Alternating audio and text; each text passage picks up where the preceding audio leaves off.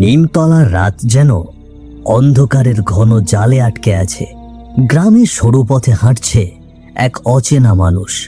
তার নাম গণেশ, পেশায় একজন গোয়েন্দা। আজ সে এখানে এসেছে অর্জুনের খনিকে খুঁজতে।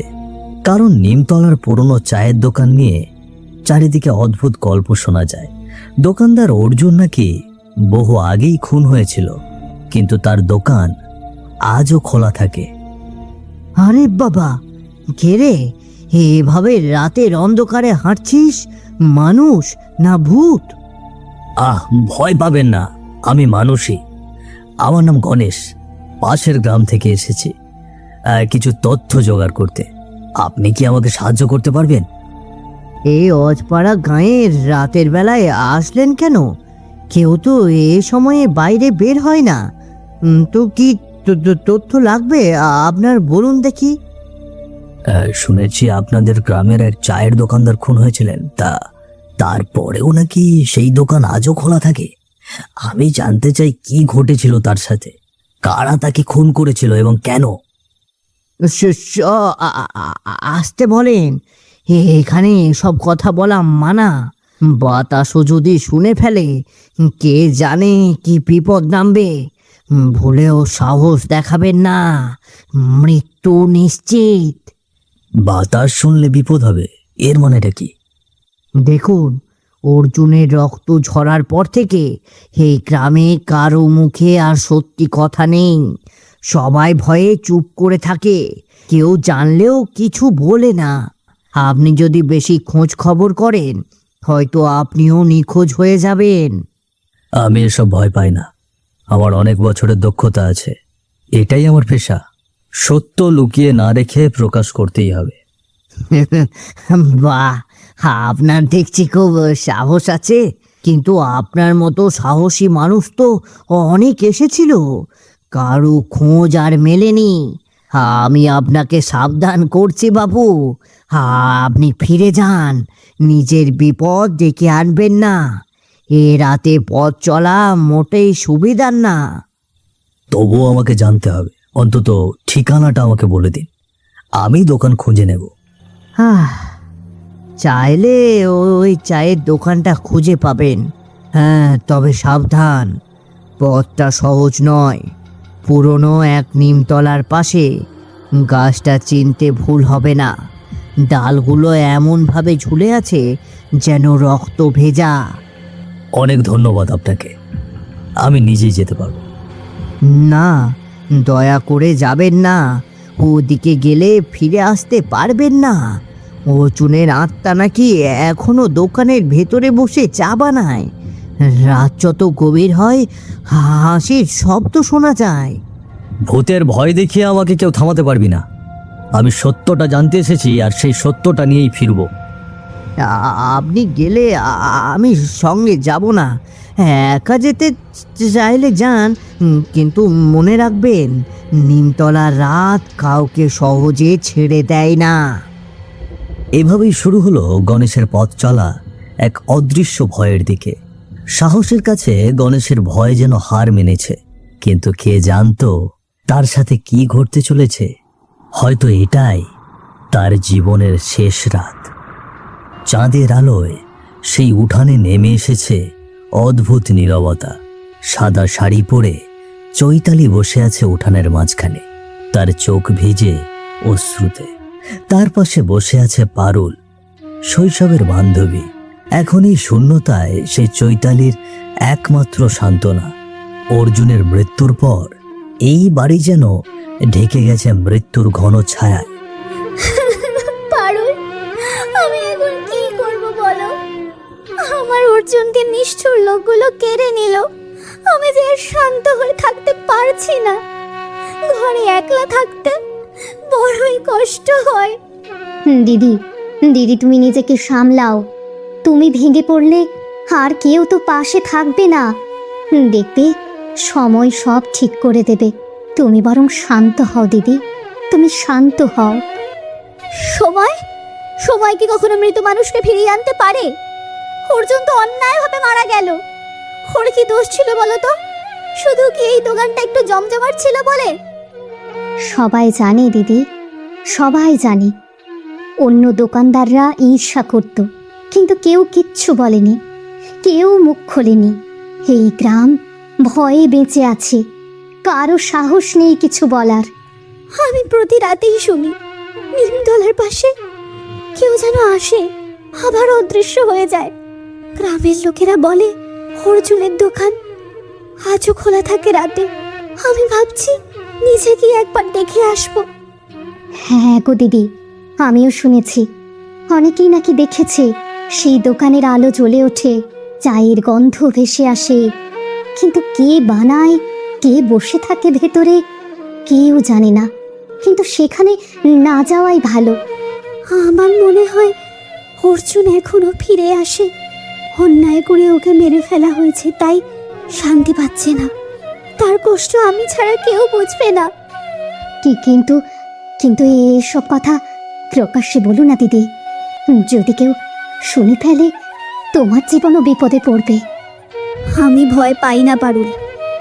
আমি ভয় পেয়েছিলাম বলেই অর্জুনকে রক্ষা করতে পারিনি। এবার আর ভয় পাবো না। যদি প্রয়োজন হয় আমি সবার সামনে সত্যি বলবো। দেখি কে কি করতে পারবে। দিদি, দিদি তুমি একা কি করবে? গ্রামের মানুষগুলো পাথরের মতো চুপ হয়ে আছে। এখানে আর ন্যায় বিচার কেউ করে না, শুধু মিথ্যে বলে আতঙ্ক ছড়িয়ে দেয়। অর্জুন, আমি শপথ করছি তোমার মৃত্যুর বিছানা আমি একদিন চাইবো। সেই দোকান যদি তোমার আত্মার আশ্রয় হয় আমি সেখানেই যাব। তবু আমি ভয় পাবো না। মৃত্যুর শোক, ভয় আর অজানা অন্ধকার সব মিলে চৈতালির জীবন হয়ে উঠেছিল দুঃস্বপ্ন। তার কান্নার স্রোত বইতে থাকে, কিন্তু সেই অশ্রুর ভেতরে জন্ম নিচ্ছিল এক কঠিন প্রতিজ্ঞা। কিন্তু চৈতালির অজানা, তার নিজের অর্জুন এখন আর আগের মতো ভালো মানুষ নেই। সে প্রতিশোধ নিতে শিখেছে। জীবিত মানুষদের প্রাণ কেড়ে তার এখন শান্তি মেলে। রাত যেন আরো ঘন কালো, নিম গাছের পাতা যেন দুলছে এক অভিশপ্ত বাতাসে। চাঁদের আলো কখনো মেঘে ঢাকা পড়ে, কখনো হঠাৎ উকি দেয়। সে অদ্ভুত আলো ছায়ায় নিমতলায় বসে আছে দুই মাঝি, রঞ্জন আর অনল। তারা গল্প করছে। দিনের মাছ ধরা শেষে ক্লান্ত শরীরে একটু বিশ্রাম নিচ্ছে তারা। কিন্তু রাত যত গভীর হয়, নিমতলার গল্প ততই ভয় জাগায়। আজ কিন্তু ভালো ভালো মাছ পেলাম রে অনল, একেবারে যাকে বলে ঝুড়ি ভর্তি। এভাবেই যদি প্রত্যেকদিন চলে, সংসারে অভাব আর থাকবে না। আরে হ্যাঁ রে, বর্ষার সময় নদীর স্রোত এমনই হয়, মাছ নিজেরাই যেন জালে এসে ধরা দেয়। কিন্তু শরীরটা হঠাৎ ভীষণ ক্লান্ত লাগছে কেন?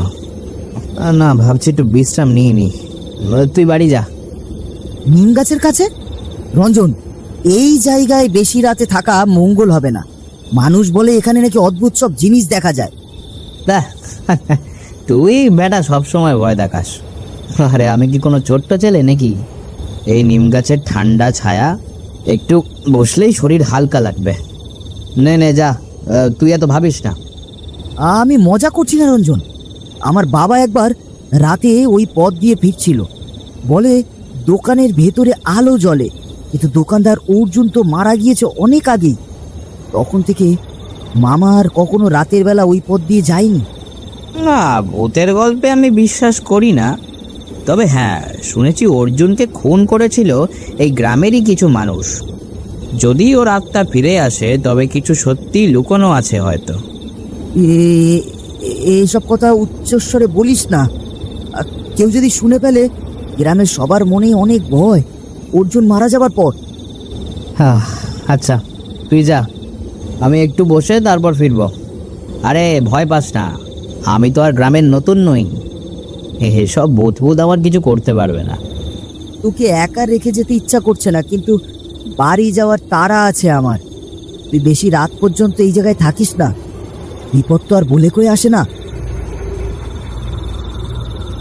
কেমন যেন অদ্ভুত লাগছে।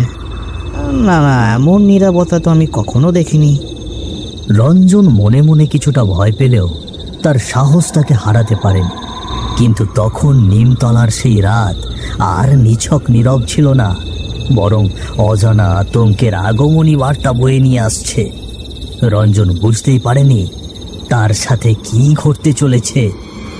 নিমতলার রাত হঠাৎ করেই বদলে গেল। আকাশে কালো মেঘ জমে ওঠে, ঝড় শুরু হয় হঠাৎ করেই। রঞ্জন নিমতলাতে বসে একটু দূরেই একটা দোকানে আলো জ্বলতে দেখে। একটু কৌতূহলী হয়ে সে দোকানের দিকে রওনা হয়। বাতাসে অদ্ভুত শব্দ, সেই তাণ্ডবের মাঝেই রঞ্জন ধীরে ধীরে এগিয়ে চলে। ভৌতিক হয়ে উঠেছে তার চলার পথ। রঞ্জনের চোখে তখন কেবলই বিস্ময়। এ অন্ধকারে আলো, নিশ্চয়ই কারো দোকান, কিন্তু এত রাতে কার দোকান খোলা থাকবে? গ্রামের সব দোকান তো সন্ধ্যার সময় বন্ধ হয়ে যায়। সে ধীরে ধীরে এগিয়ে যায়। প্রতিটি পা ফেলার সাথে সাথেই বাতাস আরো ভারী হয়ে ওঠে। অবশেষে দোকানের ভেতরে ঢুকে বেঞ্চে বসে রঞ্জন। ভেতরে দুজন মানুষ বসে আছে, মুখে মোটা চাদর ঢাকা। টেবিলের ওপাশে দোকানদার অর্জুন দাঁড়িয়ে আছে। কাকা, এত রাতে দোকান খোলা? এখানে তো কেউ থাকার কথা নয়, আপনার দোকান খোলা কেন? এখানে রাত দিনের নিয়ম নেই বাবা, আমার দোকান সব সময় খোলা থাকে। এখানে আসলে কেউ চা না খেয়ে ফিরতে পারে না। বলো, চা খাবে? এত রাতে চা? আচ্ছা দিন, ঠিক আছে, 1 কাপ দিন। হ্যাঁ, এ কি, এ কীরকম চা? আমার শরীর তো ধীরে ধীরে জমে যাচ্ছে। আমি তো নিঃশ্বাস নিতে পারছি না। হ্যাঁ, আমি নিঃশ্বাস নিতে পারছি না। এই চা মানুষকে বদলে দেয় রঞ্জন। এখানে আসলে কেউ মানুষ থাকে না, সব হয়ে যায় আমাদের মতো। চায়ের কাপে চুমুক দেওয়ার পর রঞ্জনের দৃষ্টি ধীরে ধীরে স্থির হয়ে আসে। সে কাপটা নামিয়ে দেয়। কয়েক সেকেন্ডের মধ্যেই তার মুখ শক্ত হয়ে যায়, শরীর নিস্তব্ধ, তার চাহনি নিঃশেষ হয়ে আসে। তার চোখে যেন অন্ধকার ধেয়ে আসে। নতুন একজন এসে গেল আমাদের দলে। নিজের করুণ অবস্থা আর একজনের ওপর হতে দেখলে বড়ই শান্তি লাগে। একেবারে খাসা কথা বলেছ। এবার যেন আমরা আরো শক্তিশালী হলাম, আমরা আরো মানুষের প্রাণ নেব। হ্যাঁ, এই দোকান খালি থাকে না। যারা আসে তারা এখানে থেকে যায়, কেউ আর মানুষ হয়ে ফিরতে পারে না। তোদের অবস্থা তো এই জন্যই এরকম হয়েছে, আজীবন শাস্তি ভোগ করবি। সেই মুহূর্তেই রঞ্জনের জীবন বদলে যায়। সে আর মানুষ রইল না, বরং হয়ে গেল চাদরে ঢাকা এক প্রেতাত্মা। নিমতলার অন্ধকার দোকানে বন্দি আত্মাদের একজন, যে আর দোকানের ভেতর থেকে ফিরতে পারে না। ঝড় থেমে গেলে নিস্তব্ধতার ভেতরে এক অদ্ভুত অশরীরী শান্তি নেমে আসে।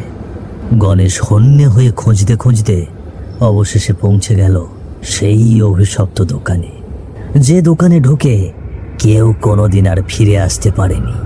তার সাহস আর প্রবল কৌতূহলের কারণে নিজের বিপদ ডেকে এনেছে সে, যা সে বুঝতে খানিকটা দেরি করে ফেলে। বলছি, এটা কি অর্জুন কাকুর দোকান? আমি একজন গোয়েন্দা, আমার কিছু তথ্য জানার ছিল, যদি একটু সাহায্য করতেন। হ্যাঁ, আমি অর্জুন। তো বাবু, আমাকে খুঁজছেন কেন? কি জানতে চান? কি জানতে চান আমার ব্যাপারে বলুন দেখি। কি বলেন? শুনেছি, আরে তিনি তো বহু বছর আগে মারা গেছেন। শুনেছি তাকে খুন করা হয়েছে, কিন্তু কিভাবে খুন হয়েছে আমি সেটা জানতে চাই। ঠিক শুনেছে, সব জানবেন, সব। আপনি বরং আমার হাত থেকে 1 কাপ চা খান, আমার চা কিন্তু সবার মতো না, এক ভিন্ন স্বাদের চা। দেখবেন সব উত্তর পেয়ে গিয়েছেন। আচ্ছা দিন, তবে শুনুন, আমার মারা যাওয়ার ঘটনা সে বহু বছর আগের ঘটনা। এক সময় আমার এ দোকান গ্রামে বেশ জমজমাট ছিল। প্রায় প্রতিদিনই অনেক লোক চা খেতে আসতো, কিন্তু আমার পাশের দুই চা দোকানদার তারা তা সহ্য করতে না পেরে রাতে যাওয়ার পথে আমাকে খুন করেছিল এই গ্রামেরই দুই চা দোকানদার। কারা কারা তারা? তাদের নাম বলুন, আমি তাদের বিচার অবশ্যই করব। এই দুজন বেঞ্চে এই যে যারা বসে আছে, ওদের নাম মৃদুল আর শশাঙ্ক। আর পাশে বসে যাকে দেখছেন, সে আপনার মতোই স্বাভাবিক পথচারী। বড়ই দুঃসাহস দেখিয়ে আমার দোকানে এসেছে। তার মৃত্যু আমার দোকানেই লেখা ছিল, তাই তারও আজ এই অবস্থা। ওরা কিভাবে? কিন্তু ওরা তো বসে আছে। বসে তো আছে, কিন্তু জীবিত না। আপনিও ওদের মতো হবেন নাকি?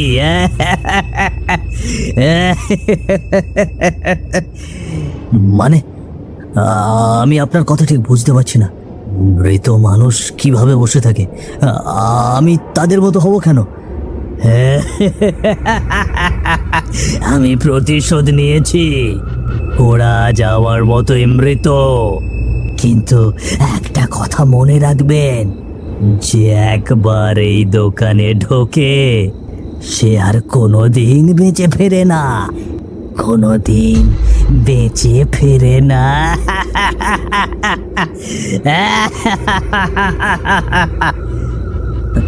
না না, আমি বের হব এই দোকান থেকে। আমি মরতে চাই না, আমার উপর দয়া করুন। আমি নিঃশ্বাস নিতে পারছি না কেন? কোথায় যাবি? কেউ এই দোকান থেকে ফিরে না, তুইও মরবি। আয় আমাদের কাছে। আমাকে ছেড়ে দিন, আমাকে যেতে দিন। আমি শুধু জানতে এসেছি, আমার কোনো খারাপ উদ্দেশ্য নেই। আপনাদের আমি কোনো ক্ষতি করব না, বরং সাহায্য করতেই আমার এখানে আসা। না বাবু, এই গ্রামের সব লোক জানে আমার দোকানে আসার ফল। আপনি বেকার সাহস দেখিয়ে নিজের বিপদ ডেকে আনলেন। এবার আপনাকে মরতেই হবে মশাই। আমার চায়ের স্বাদ যে নেবে সে আর ফিরবে না। চারিদিক কালো হয়ে যায়, লণ্ঠনের আলো নিভে যায়, ভেতরে শুধু গণেশের করুণ চিৎকার শোনা যায়। তারপর দীর্ঘ নীরবতা। যেখানে আলো নিভে যায় সেখানেই মৃত্যু ছায়া ফেলে। আজও নিমতলার সেই চায়ের দোকান খোলা আছে। গণেশ নিজের প্রশ্নের উত্তর পেলেও নিজের জীবনের উত্তর আর মেলাতে পারেনি। হয়তো একদিন আপনিও ভুলে সেই দোকানের কবলে পড়বেন, কিন্তু আর ফিরে আসবেন না।